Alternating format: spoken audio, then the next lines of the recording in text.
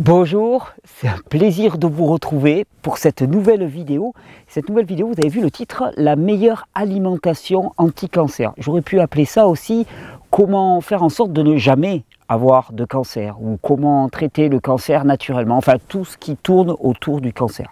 Vous allez me dire, mais qu'est-ce que tu fais encore à parler de cancer? Tu en as déjà parlé. Il se trouve que j'ai été ramené il y a quelques jours à cette question pour une personne proche et je me suis dit que ça valait le coup. En plus, dans la vidéo précédente, j'avais bien parlé de jeûne et vous allez voir, on va obligatoirement parler de jeûne dans cette vidéo sur l'alimentation anti-cancer. Et puis je me suis dit, tiens, ben c'est un beau moyen, ça faisait longtemps que je n'avais pas fait de vidéo un petit peu qui me fasse me faire cracher dessus. Je me suis dit, le cancer c'est bien, le cancer c'est un bon sujet, dès que tu touches au cancer, là tout de suite, c'est comme les vaccins, tu vois, ça fait réagir. Ben ouais, ça fait réagir bien sûr parce que, hey, il y a un business énorme autour du cancer et que finalement ça rapporte énormément de te faire perdre tes cheveux, tes dents et à peu près tout ce que tu possèdes. Alors, on ne va pas rentrer dans la polémique, on commence super sérieux, j'aurais pu me mettre une blouse blanche, on va parler de cancer. Alors qu'est-ce que c'est que le cancer? Déjà, qu'est-ce que c'est que le cancer? Le cancer, c'est une maladie. Alors on est d'accord, dans le modèle que je vous propose, la maladie n'existe pas au sens propre du terme. La maladie comme facteur négatif, néfaste, qui survient par hasard, tu sais, hop là, d'un seul coup on tire un dé, puis ah merde, t'es tombé sur la tête de mort, t'es malade. Non, c'est pas du tout ça. La maladie n'existe pas au sens où on se le représente. Ce qui existe, ce sont des symptômes. Des symptômes, ce sont des manifestations à l'échelle du corps, et le symptôme, il n'est jamais négatif en tant que tel. Le symptôme, il est une manifestation de la vie dans le corps. Donc en tant que manifestation de la vie dans le corps, il est une manifestation de la vie. Alors une manifestation peut-être qui ne nous convient pas, qui signale que le corps arrive à la limite de sa capacité adaptative, mais ce n'est pas un problème en soi. Il est un signal d'un problème qui est en amont qu'il faut aller décrypter. Donc qu'est-ce que c'est que le cancer? C'est une maladie, un symptôme plutôt, qui se traduit par une prolifération anarchique des cellules. Tu as d'un seul coup des cellules qui se mettent à se multiplier encore, de manière non régulée, non contrôlée par le corps visiblement. Elles échappent même d'une certaine manière à une certaine forme de régulation automatique qu'on appelle l'apoptose, qui est la mort programmée des cellules. Ça, elles y échappent complètement. Et d'un seul coup, elles commencent à se multiplier. Elles ont une autre caractéristique d'ailleurs qui va nous intéresser énormément. On se rend compte aussi qu'elles bouffent tout le sucre aux alentours. D'un seul coup, elles mangent tout le sucre qu'il y a. Elles ont une multiplication des récepteurs à l'insuline à leur surface et on dit qu'elles consomment à peu près 10 fois plus de sucre que des cellules normales. Donc voilà ce que c'est qu'un cancer. Quand on parle, oui, telle personne a un cancer, ça veut dire qu'à l'intérieur de lui, il y a des cellules qui changent de programme, qui changent de mode de fonctionnement et qui commencent à se multiplier de façon non contrôlée par le corps, dans lequel la mort cellulaire n'est plus valable et qui commence à consommer tout le sucre. Alors on est d'accord, c'est un symptôme, c'est un signal. Il faut comprendre de quoi. En tout cas, moi, c'est ce que je vous propose, c'est un signal de quoi. Je vais vous proposer une hypothèse et je vais vous expliquer comment je suis arrivé à cette hypothèse. Je ne suis pas le seul d'ailleurs à être arrivé à cette hypothèse. Je vais vous proposer une hypothèse dans laquelle, finalement, eh bien, ce caractère particulier des cellules est lié à une prolifération fongique à l'intérieur même des cellules. Qu'est-ce qu'il dit là? Je vais t'expliquer. Tu as déjà entendu parler de candidose digestive. C'est prolifération de champignons à l'échelle du tube digestif. Quand on est dans le tube digestif, quand on est à ce niveau-là, on est à l'extérieur de l'organisme, on n'est pas à l'intérieur de l'organisme. Bien que ça se passe dans notre corps, ce n'est pas à l'intérieur de l'organisme, parce que pour que ça passe à l'intérieur de l'organisme, il faut passer la fameuse barrière intestinale, la muqueuse intestinale. Eh bien, ces proliférations fongiques, on sait très bien qu'elles peuvent passer cette barrière intestinale et on peut se retrouver avec ce qu'on appelle une candidose systémique. Par exemple, on parle du Candida albicans, qui est un champignon, on peut se retrouver avec une candidose systémique. Eh bien, l'hypothèse que je vous propose, c'est que le cancer, la prolifération anarchique des cellules, est la manifestation symptomatique d'un stade ultérieur de cette infection fongique, qui est non plus infection au niveau du tube digestif, non plus infection systémique à l'intérieur de l'organisme, mais bien une infection à l'intérieur même des cellules. Alors, pourquoi est-ce que j'ai pu proposer cette hypothèse? Elle est simple. La première, c'est très grande consommation de sucre. Ça, c'est un signal, c'est un indice, mais c'est un truc. Le mec, il a laissé une trace pas possible. Le meurtrier a laissé une trace pas possible sur la scène du crime. Grosse consommation de sucre. Ça, c'est l'une des caractéristiques principales des développements fongiques. C'est-à-dire que les champignons ont besoin d'énormément de sucre. Ils s'approprient tout le sucre de l'organisme. Ensuite, eh bien, il y a le fait que ça se développe sous forme de colonies. Ça aussi, ça fait vraiment penser à des champignons. Hein, vous savez, les champignons, de façon micellaire, ils se développent sous la terre. Mais là, c'est pareil, ça se développe de façon anarchique, puis ça croît, ça prend une place pas possible. Ça aussi, ça nous y fait penser. Et ce qui est plus intéressant aussi, c'est qu'il y a énormément d'études maintenant qui nous prouvent que les champignons et les bactéries peuvent transformer le comportement de l'hôte qu'ils parasite. Le terme parasiter est malvenu, hein, mais on va utiliser quand même ce terme, même si c'est raccourci. On sait bien maintenant que, par exemple, Toxoplasma gondii, qui est une bactérie, par exemple, peut modifier le comportement des souris, par exemple, qu'elles infectent. Hein. On sait que nombre de champignons aussi viennent modifier le comportement. Et l'hypothèse que je vous propose, c'est qu'une prolifération fongique à l'intérieur des cellules modifie le comportement même des cellules de manière à les faire proliférer et à supprimer la fonction d'apoptose pour permettre à ces champignons de se répandre autant qu'ils le voudraient. Alors il y a d'autres choses quand même qui sont intéressantes, c'est qu'il y a une très forte corrélation entre personnes ayant des infections à Candida albicans et grosses infections fongiques et occurrence du cancer. C'est-à-dire que si tu as une candidose systémique, tu as beaucoup plus de chance, si je peux me permettre ce terme, d'avoir un cancer. Il y a une corrélation totale. Corrélation ne veut pas dire causalité, je suis d'accord, mais corrélation veut quand même dire, oh, intéresse-toi à la chose, quand même, il y a quelque chose à y voir. Deuxièmement, eh bien, les patients diabétiques, hein, diabète de type 2 en particulier, mais diabète de type 1 aussi, mais diabète de type 2 surtout, hein, sont beaucoup plus enclins à développer des cancers que les personnes non diabétiques. Si vous avez suivi toute ma série de vidéos sur le diabète, vous savez hein, qu'un diabète, hein, c'est avant tout des cellules qui sont gavées de sucre. D'ailleurs, c'est très simple pour t'en rendre compte. Mets un patient diabétique de type 2 au jeûne, donc tu ne le fais plus manger, et qu'est-ce que tu vas voir? Tu vas voir sa glycémie augmenter. Et d'où qui vient le sucre? C'est ex nihilo, quoi. C'est génération spontanée de sucre dans l'organisme. Eh ben non. Hein, pourquoi est-ce que la glycémie remonte dans le sang? Parce que les cellules sont en train de dégueuler leur sucre. C'est que tu arrêtes de manger, et enfin elles disent « Ouf, on est tranquille, on peut sortir notre sucre ».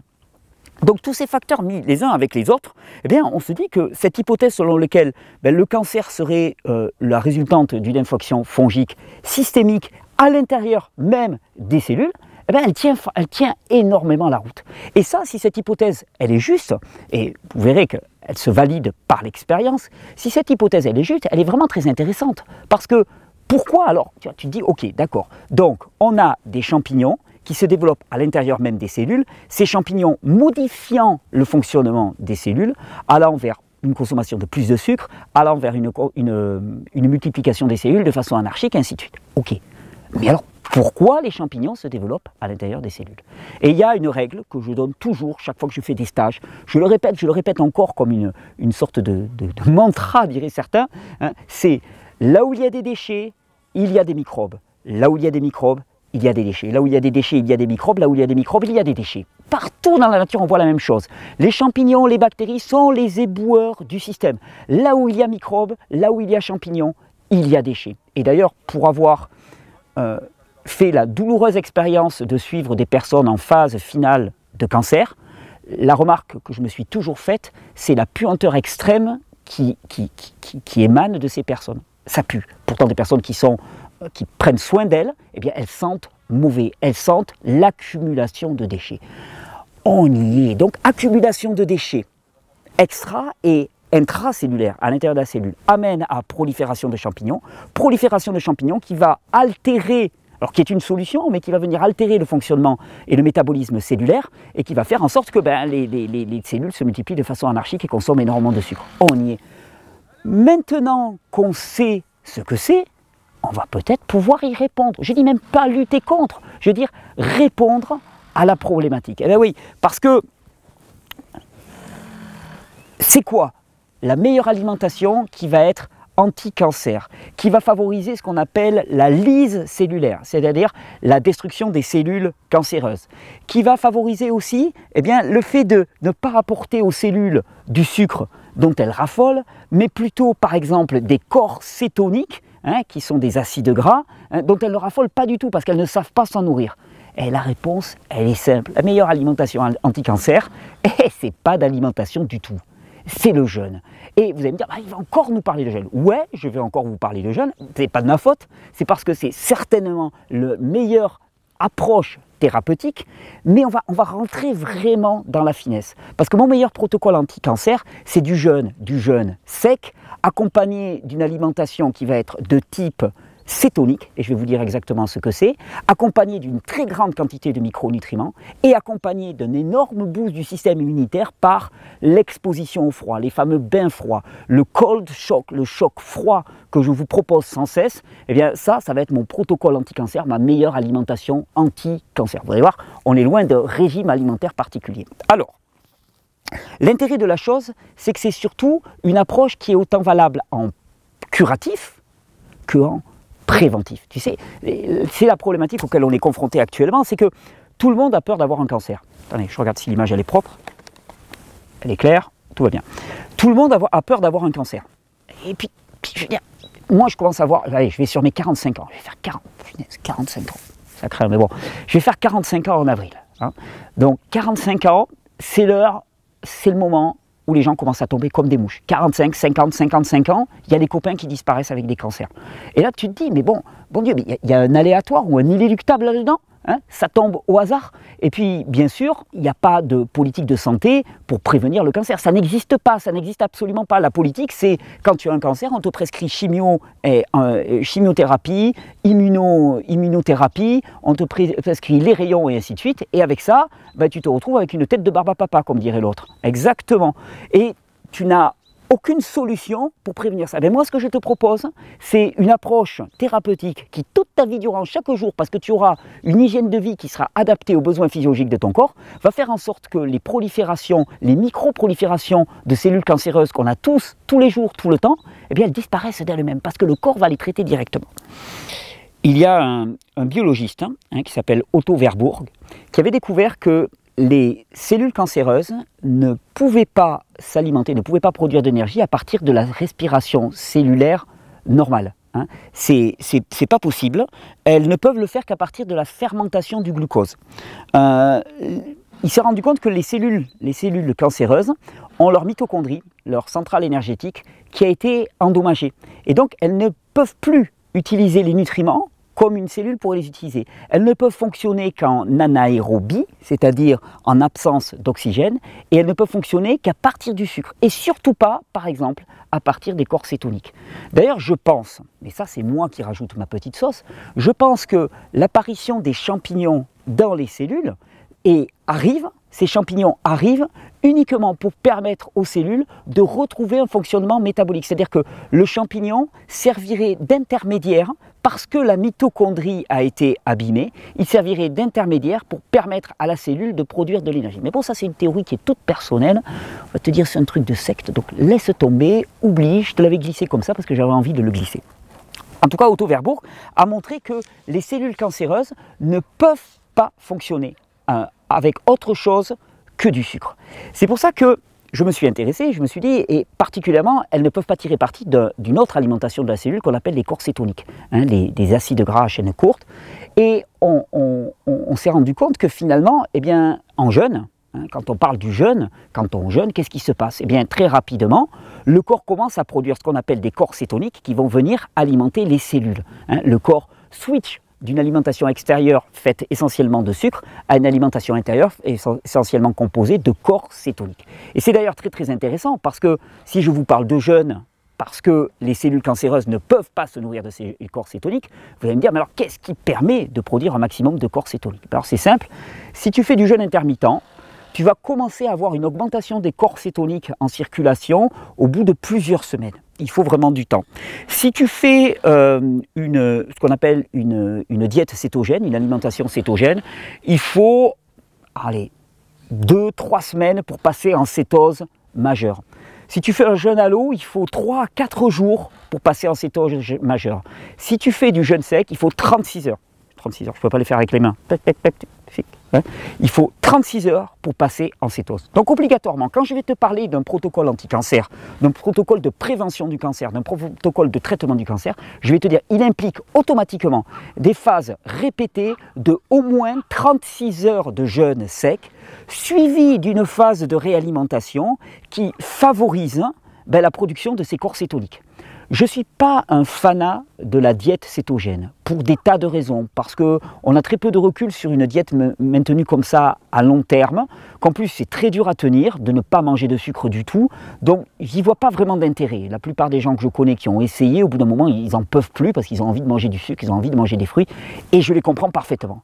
Par contre, dans le cadre d'un traitement curatif du cancer, ou de temps en temps pour des petites périodes en préventif, des chocs de type cétonique, et je dois d'ailleurs cette appellation de choc cétonique à mon ami Laurence Desjardins, le docteur Laurence Desjardins, ça pète d'avoir un ami docteur, hein, et c'est elle qui m'a introduit ce terme-là, et je la remercie beaucoup, d'avoir des chocs cétoniques réguliers.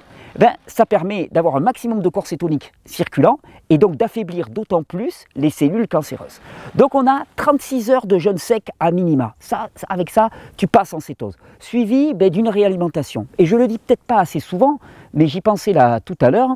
Il faut bien penser à quel point dans le jeûne, la phase de réalimentation est ultra importante. Parce qu'un maximum de la détoxification hépatique, par exemple, se passe au moment où vous allez vous réalimenter. Donc, la phase de réalimentation est ultra importante. Une alimentation pauvre en glucides va créer un choc cétonique. Vous êtes déjà en cétose parce que vous avez commencé le jeûne sec, qui vous a embarqué dans la cétose à moins de 36 heures. Et donc, 36 heures, c'est un jour et demi de jeûne sec. Tu te rends compte qu'est-ce que c'est? Par semaine, tu fais un jour et demi de jeûne sec, plus une demi-journée ou une journée où tu consommes pas trop de fruits. Et là, bam, au niveau lisse des cellules cancéreuses, tu es au top absolu. On se rend compte que l'apoptose, la mort des cellules malades, l'apoptose forcée, non pas l'apoptose naturelle, mais l'apoptose forcée, démarre à peu près au bout de 20 heures de jeûne sec. Et en plus, le jeûne sec a tendance à ralentir la multiplication cellulaire. Donc ça va ralentir le phénomène de multiplication anarchique des cellules. Quelque part, il force l'organisme à s'auto-réparer, il force l'organisme. Là où les cellules cancéreuses ne rentraient plus dans le programme de nettoyage naturel de l'organisme, là, avec le jeûne sec, on va y rentrer en plein. Donc, ma meilleure alimentation anti-cancer, c'est une alimentation qui est d'abord faite de jeûne, d'abstinence, de ne pas manger, et qui va nous assurer à minima 36 heures de jeûne sec très régulièrement, suivi d'une phase dans laquelle on va avoir très peu de sucre. Alors tu me dis, ouais, mais alors Thierry, une diète cétogène, tu peux manger des légumes, des matières grasses, tu peux même manger cru, tu peux même te faire des jus de légumes, mais tu évites de mettre des produits trop sucrés dedans. Tu te fais un jus avec concombre, épinards, par exemple, ça marche super bien. Céleri branche, épinards, ça marche super bien. Tu vas avoir un maximum de micronutriments qui sont ultra importants pour favoriser la fonction détoxification du foie et puis pour apporter des antioxydants qui vont de toute façon permettre de lutter contre l'accumulation de déchets. C'est la base, c'est évident. Une alimentation riche en fruits et en légumes, et à certaines périodes, surtout en légumes et en fruits gras, me paraît vraiment essentiel et être la base. Mais à côté de ça, vraiment, le jeûne sec me paraît incontournable parce que rien ne va être aussi efficace pour pousser la production de ces corps cétoniques. Ça, c'est une chose. Et puis, à côté de ça, dans mon régime, je vous ai dit, il y a jeûne sec, il y a petite cétose, il y a une alimentation riche en fruits, en légumes, en produits riches en micronutriments, et puis il y a les bains froids. Oui, parce que les bains froids, on a montré, en particulier avec la production de facteurs antitumoraux qu'on appelle le TNF-alpha par exemple, ou l'augmentation drastique, énorme des lymphocytes T, que l'exposition régulière à du froid. Et alors je dis régulier parce que c'est très intéressant. On s'est rendu compte que l'exposition ponctuelle, c'est-à-dire tu te plonges dans un bain froid, il va y avoir une action immédiate. L'action immédiate, c'est augmentation du fonctionnement du système nerveux sympathique, production d'hormones de croissance, production de testostérone, production de cortisol, d'adrénaline, ça booste au maximum. Mais par contre, l'exposition répétée va amener à une adaptation à ce stress qui va aller dans le sens d'une amélioration du fonctionnement du système immunitaire et en particulier lymphocyte T étant le système immunitaire propre aux cellules, donc on parle vraiment bien de nettoyage des cellules. Si vous mariez toutes ces approches, jeûne, cétose, choc cétonique, à bombardement en micronutriments et exposition au froid. Et je vous fais remarquer quand même que dans tout ça, on a des méthodes qui sont quasi gratuites. Enfin, tu vois, un congèle pour te faire des bains froids, globalement, sur Le Bon Coin, enfin, je ne vais pas faire de pub, mais t'en trouves pour 100 €, quoi. Hein, on est d'accord. Jeune, bon, ben, tu as économisé, comme ça tu te payes le congélateur. Régime cétogène, bah, il suffit juste de switcher, tu prends un peu moins de fruits, et puis tu prends un peu plus de fruits gras, par exemple, d'oléagineux, et un peu plus de légumes, par exemple. Et là, tu es tout bon. On parle de solutions qui sont extrêmement faciles à mettre en œuvre, extrêmement abordables, à la portée de tous. Et bien avec ça, qu'est-ce que tu as? Tu as la meilleure alimentation anti-cancer. Et cette alimentation, elle est d'une efficacité redoutable. Alors c'est certain que comparé aux bénéfices colossaux que peuvent produire les traitements anti-cancer actuels, qui sont de la technologie de Star Trek de plus en plus, mais qui ratent complètement la cible parce qu'ils ne savent pas ce que c'est que le cancer, parce qu'on peine à définir ce que c'est que le cancer. On dit, il y a une prolifération anarchique de cellules. Oui, mais pourquoi? Si vous partez du principe que le corps dysfonctionne, vous avez tout faux. Le corps ne dysfonctionne jamais. La notion de maladie est une profonde aberration. Il n'y a pas de maladie au sens négatif du terme. Il n'y a qu'un corps qui est vivant, qui toute sa vie durant fait tout ce qu'il peut pour rester en vie, et tous les phénomènes que vous allez voir à l'échelle de votre corps ne sont que des manifestations de cette vie. Tout ce qui vous arrive ne sont que des manifestations de cette vie en permanence, y compris le cancer. Le cancer est une manifestation de cette vie. Et toi, tu vas me dire, oui, mais attends, mais tu rigoles ou quoi? Moi, j'ai un cancer, je risque de mourir. Qu'est-ce qui te dit que si ton corps n'avait pas développé cette manifestation symptomatique, tu ne serais pas déjà mort? Parce que ton mode de vie va dans le sens d'une prolifération de déchets, accumulation de déchets. Tu ne laisses pas assez de temps à ton corps pour se nettoyer. Il n'y a jamais de temps de pause, pas assez de repos, pas assez de sommeil, pas assez de repos digestif. Tu vis dans le stress et le catabolisme permanent, dans des environnements dans lesquels il n'y a pas assez de nourriture, de bonne nourriture pour ton corps. Et quelque part, ce cancer, c'est le dernier voyant d'alerte. Là maintenant ça a sonné, et maintenant peut-être que tu as vraiment peur. C'est bien, parce que si tu as vraiment peur, peut-être que tu vas pouvoir enfin passer à l'action et faire les bons choix, c'est-à-dire commencer à agir de façon raisonnable et mature avec ton corps. Arrêtez de croire qu'on peut faire ce qu'on veut, tu sais, le comportement un peu adolescent, je m'en fous, de toute façon je ne dépends d'aucune loi et tout. Que dalle, la loi elle se rappelle à toi, la loi c'est ton cancer qui fleurit à 45 ans.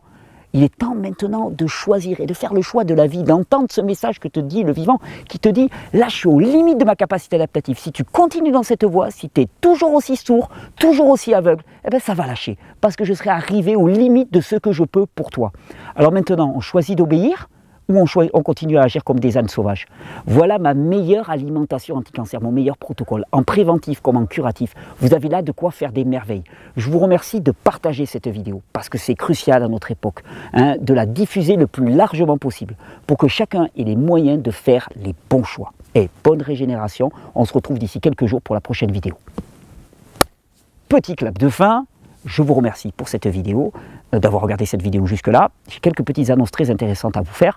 Je suis très content d'avoir fait, parce qu'effectivement, je vous dis, ce discours, je l'ai tenu à un ami il n'y a pas longtemps, il y a même très peu de temps, et cet ami a fait un choix judicieux, je crois, il s'est lancé dans le protocole, et voilà, je suis ravi de ça, et donc c'est une façon de célébrer ça, et puis il m'a dit surtout, ça, il faut que tu le dises, que tu le redises, même si tu as déjà parlé du cancer, il faut que tu le redises, de cette façon-là, ça va toucher du monde, ça va... Ok, donc c'est fait. Maintenant, j'ai fait mon job. J'avais aussi une petite annonce à faire. Alors là, c'est très particulier. Je vous ai parlé de bains froids. Qu'est-ce qu'il va me dire? Je vous ai parlé de bains froids dans cette vidéo. Je suis un fanat des bains froids. Vous savez que les bains froids, particulièrement, ont été remis à l'ordre du jour, on va dire, par un Hollandais qui s'appelle Wim Hof, qui est très médiatisé actuellement.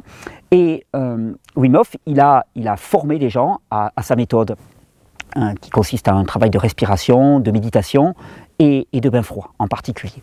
Et donc, j'ai été en relation avec plusieurs personnes qu'il a formées en France, et en particulier, il y en a un qui s'appelle Jean-François Tual, que je salue. Il a une chaîne YouTube qui s'appelle Ice Mind, un mental de glace d'une certaine manière, et qui est très rigolo, qui a des superbes vidéos, je vous encourage à aller les voir. Et donc j'ai échangé beaucoup avec Jean-François, et on s'est trouvé à se mettre d'accord pour que j'aille faire un stage avec lui le week-end prochain. Alors, vous allez dire, mais pourquoi il nous raconte sa vie? Je vous raconte ma vie parce que, entre-temps, il y a eu un énorme incendie chez moi. Il se trouve que je ne peux pas aller à ce stage. Sauf que moi, je suis très embêté parce que Jean-François, je sais comment c'est. Moi, j'organise des stages. Se faire planter au dernier moment, c'est très compliqué. Ça met en péril tout le stage. Alors, j'ai appelé Jean-François pour lui dire, écoute, là, je vais vraiment pas pouvoir venir. Puis on était plusieurs à y aller ensemble. J'irai sur un prochain stage. Et je lui dis, mais en même temps, je veux te filer un coup de pouce. Alors j'avais envie de filer un coup de pouce au travail extraordinaire que fait Jean-François. C'est un gars super rigolo qui axe vraiment le travail sur la dimension de la responsabilité de chacun, sur la dimension de l'engagement mental de chacun. C'est pour ça qu'il s'appelle Heinz Mind. Il fait un travail extraordinaire. Il fait des stages réguliers en Cerdagne, donc juste à côté de chez moi, ou alors à Paris. Et Jean-François m'a dit, écoute, on va fêter ça, on va fêter nos échanges et ainsi de suite. Il propose donc, à la dernière minute, une réduction exceptionnelle de 25% pour les personnes qui seraient motivées pour un stage qui se passe ce week-end, ce samedi, ce dimanche, à Formiguères en Cerdagne. Et puis il m'a dit, allez, on va lâcher le truc, je fais un autre stage à Paris début février, je crois que c'est le 4 février, non, le 3 février, oui, le 3, parce que le 4, je vais vous dire, il est avec nous, le 3 février. Et à ce moment-là, le code de réduction de 25%, il est valable aussi. Si vous voulez avoir tous les renseignements, c'est sous la vidéo. Hein. Je vous encourage vraiment à découvrir tout ce que fait Jean-François. Il a été formé par Wim Hof. Il a cette légèreté d'esprit, cette tranquillité, cette quiétude, cette joie que l'on reconnaît dans les personnes vraiment qui ont un système adaptatif qui fonctionne extrêmement bien. Vous allez voir, c'est un sacré gaillard et je vous encourage vraiment à aller faire l'expérience de ce stage. Là, il nous offre une opportunité de pouvoir découvrir ça. Et en même temps, vous me permettrez qu'il ne soit pas trop impacté par ma non-participation, notre non-participation. Et d'ailleurs, je disais, il se trouve que pour les personnes qui viennent au stage février, ça commence le 3 février au soir, Jean-François sera avec nous le 4 pour nous apprendre, un vrai instructeur Wim Hof, de la méthode Wim Hof qui va nous apprendre la vraie technique Wim Hof. C'est un petit cadeau qu'il nous fait, je suis très très content de la chose. Et d'ailleurs, puisque j'en suis au copinage, je voulais quand même dire une chose, c'est que dans cette vidéo, je suis resté relativement restreint, bain froid jeune. Il y a une autre approche dont j'aurais pu vraiment parler qui est hyper importante et que Wim Hof intègre aussi dans ses préparations, c'est la respiration. Parce que bien sûr, comme je vous l'ai dit, les cellules cancéreuses prolifèrent dans un environnement qui sont anaérobie, donc apporter de l'oxygène, c'est lutter, c'est permettre que le terrain se transforme de manière à ce que la manifestation qui est de type cancéreuse ne soit plus. Alors, j'ai déjà beaucoup parlé de respiration, je voulais juste tirer mon chapeau à mon grand ami, à mon frère Pierre Dufresne, qui a lancé une formation spécifique sur la respiration dans son programme qu'il appelle H4H, Hormesis for Life. Ça y est, je l'ai trouvé, Pierre, t'as vu? Il ne m'a pas demandé, il ne sait même pas que je vais lui faire ce coup de pub, hein, donc ça je le fais délibérément, mais il a mis au point une méthode qui est excellente, dans laquelle il vous parle de 3 ou 4 techniques de respiration différentes. C'est des choses qu'il a expérimentées, il ne parle que de ce qu'il connaît, il est extrêmement pédagogue. Donc pour tous ceux qui s'intéressent, je vous encourage à taper H4H et aller voir ses formations en ligne, elles sont d'une extraordinaire qualité. Voilà, moi je tenais encore tous à vous remercier, toujours pour vos messages de soutien, pour vos messages d'encouragement. Alors il y a beaucoup de gens qui m'ont proposé aussi de l'aide pour le bâtiment, je dois l'avoir déjà dit, mais pour l'instant on n'en est pas là. Il faut d'abord que les experts se battent, qu'on déblaye tout l'endroit et ainsi de suite, mais je vous tiendrai au courant, on va faire des chantiers participatifs. Mais je tenais toujours à vous dire mille merci, je suis rempli de gratitude, j'étais déjà rempli de gratitude et je le suis davantage encore aujourd'hui. Moi j'ai une annonce à vous faire, normalement, je vous le glisse en prime time, je vous l'annoncerai officiellement dans la prochaine vidéo. La semaine prochaine, je vais vous proposer une conférence, ma première conférence en direct. Je vous avais dit que l'année 2019, ça serait ça. Je vous ai dit, chaque mois, il y aura une conférence en direct. Là, on sera limite au mois de janvier, mais je pense que je vais m'en sortir. J'avais des problèmes de connexion Internet, je pense qu'ils sont réglés et on sera bon pour ça. Toutes les personnes qui sont abonnées à la nouvelle newsletter, parce qu'ils ont téléchargé par exemple le e-book gratuit, que je vous encourage à télécharger et à diffuser, si vous êtes abonné à cette newsletter, non seulement vous recevez des petits messages perso de ma part, audio, en plus des vidéos, mais en plus, vous serez par exemple tenu au courant en prime time de cette conférence gratuite auquel vous pourrez vous inscrire. Vous serez aussi tenu au courant des stages par exemple qu'il va y avoir. Enfin voilà, je vous diffuse l'info. Donc si vous voulez faire partie de cette liste, vous téléchargez l'e-book, vous nous laissez votre adresse email ou votre SMS et tout ira pour le mieux. Je vous transmettrai toutes ces informations. Voilà, je vous souhaite une bonne régénération, je vous souhaite de faire les bons choix. Je vous remercie encore pour l'extraordinaire enthousiasme que vous témoignez actuellement. Nous, on s'achemine doucement vers les 8 ans des vidéos. On a commencé le 11 février 2011, et là on va se retrouver le 10-11 février. C'est marrant d'ailleurs, on terminera le stage de février. Je vais voir si je n'ai pas essayé de vous imaginer un petit événement. On va faire ça, je vais réfléchir. Si vous avez des idées dans les commentaires d'un bon petit événement qu'on pourrait faire, alors super pignant, parce que moi je terminerai un stage, mais si vous avez idée d'un truc un peu rigolo, ben, vous pouvez le mettre dans les commentaires, ça me ferait plaisir de savoir ce que vous avez envie de faire pour fêter les 8 ans des vidéos Régénère. Et on est parti encore pour longtemps. Et je vous souhaite une bonne régénération. Merci beaucoup. Et pour ceux qui laissent dans les commentaires des fois qui disent voilà, toi tu es en chemise ou en short et c'est très facile parce que dans le reste de la France il fait froid. Actuellement, là, maintenant, eh bien, il doit faire 1 ou 2 degrés à peu près. Hein. Vous avez vu que l'exposition au froid, et ça, c'est vertu. Et pour vous montrer que c'est pas du bluff, on va même se mettre en t-shirt. Voilà. Tranquillement, et j'aurais pu faire toute la vidéo comme ça, tranquille. C'est bon de s'adapter au froid, ça fait envisager l'hiver d'une toute autre manière. Allez, je vous souhaite de vous renforcer de manière adéquate et je vous dis à tout bientôt pour la prochaine vidéo. Bonne régénération. Hop là. Attends, bah, je vais l'arrêter là. Ah ouais, t'as vu ça, je me suis équipé là maintenant.